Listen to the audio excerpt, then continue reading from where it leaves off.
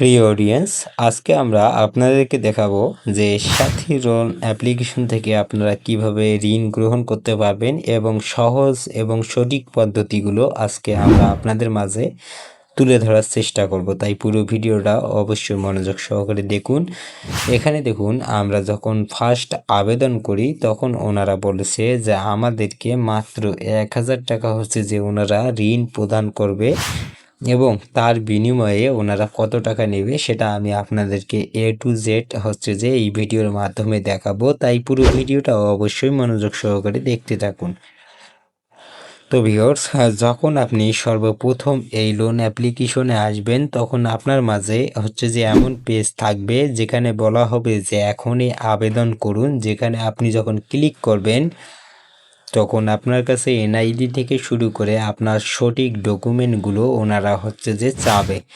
তখন আপনি যে আপনার যখন সঠিক ডকুমেন্টগুলো দিয়ে দিবেন তখন কিন্তু ওনারা আপনাকে ঋণটা প্রোভাইড করবে। দেখুন, আপনি যদি আপনার ডকুমেন্টে যদি কোনো প্রকার ঝামেলা করেন সেক্ষেত্রে কিন্তু ওনারা যে ঋণটা আপনাকে প্রদান করতে নাও পারে।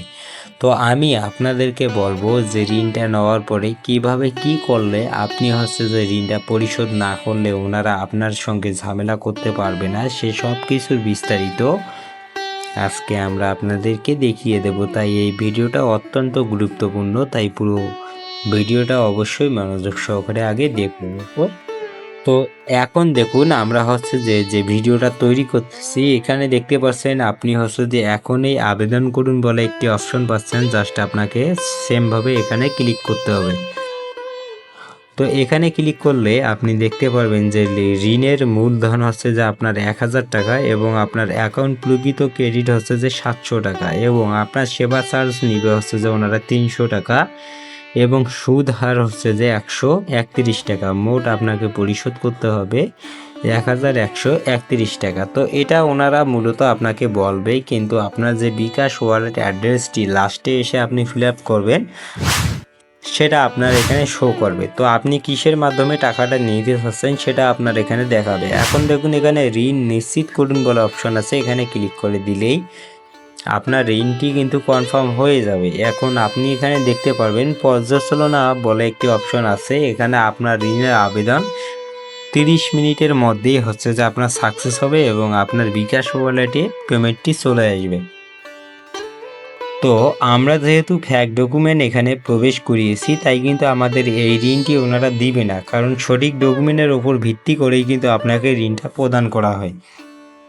তো এখানে পরিশোধ বলে অপশানে যদি আপনি ক্লিক করেন তো আপনি এখানে দেখতে পারবেন আপনি যদি ঋণটা নিয়েছেন সেক্ষেত্রে আপনার ঋণটা এখানে শো করবে। আপনি এখানে ক্লিক করে বিকাশ থেকে পেমেন্ট করে দিলেই কিন্তু ঋণটা আপনার পরিশোধ হয়ে যাবে। তো এই ঋণ না পরিশোধ করলে কি করতে হবে সেটা আপনাদেরকে দেখাচ্ছি। এটা দেখুন, ব্যক্তিগত প্রোফাইল বলে একটি অপশন আছে, এখানে আপনি ক্লিক করে দিবেন। এখানে ক্লিক করার পর লগ আউট বলে একটি অপশন আছে, এখানে ক্লিক করে দিবেন। তো ধরুন আপনি যে ঋণটা পেয়েছেন তখন আপনি কি করবেন। সর্বপ্রথম আপনার কাজ যে অ্যাপসের যে পারমিশন আছে সেই পারমিশনটিকে আগে সর্বপ্রথম আপনাকে বাতিল করতে হবে। তারপর এসে আপনাকে লগ আউটে ক্লিক করে অ্যাপটি আনইনস্টল করতে হবে। তারপর আপনাকে যে 7 দিন পরে যে ওনারা ফোন করবে। সে ফোনটি রিসিভ করার পর হয়তোবা আপনাকে হুমকি দিবে, কিন্তু আপনি কিছু মনে না করেই কিন্তু আপনি ফোনটি রিসিভ করবেন না।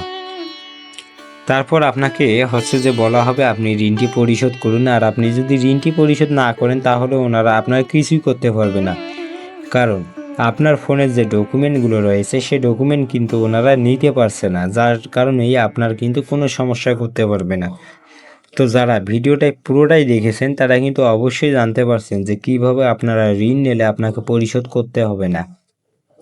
এখানে দেখুন, আমি ফ্যাক ডকুমেন্ট দেওয়ার কারণে আমাকে কিন্তু এখান থেকে প্রত্যাখ্যান করা হয়েছে। আপনি সঠিক ডকুমেন্ট দিলেই কিন্তু আপনাকে ঋণটা প্রোভাইড করা হবে। আশা করি বিষয়টা বুঝতে পারছেন। সো ভিউয়ার্স, আজকের এই সঠিক তথ্য নিয়ে আপনাদের মাঝে ভিডিওটি তুলে ধরা অ্যাপসের লিঙ্ক আপনি ভিডিওর ফার্স্ট কমেন্টে পেয়ে যাবেন। জাস্ট আপনি ক্লিক করে কিন্তু ডাউনলোড করে নিতে পারবেন। ধন্যবাদ সবাইকে, ভালো থাকবেন। দেখা হবে আবারও নেক্সট ভিডিওতে। আর এই ধরনের ভিডিও দেখতে চ্যানেলটিকে সাবস্ক্রাইব করে আপনি সাপোর্ট করুন। ধন্যবাদ সবাইকে।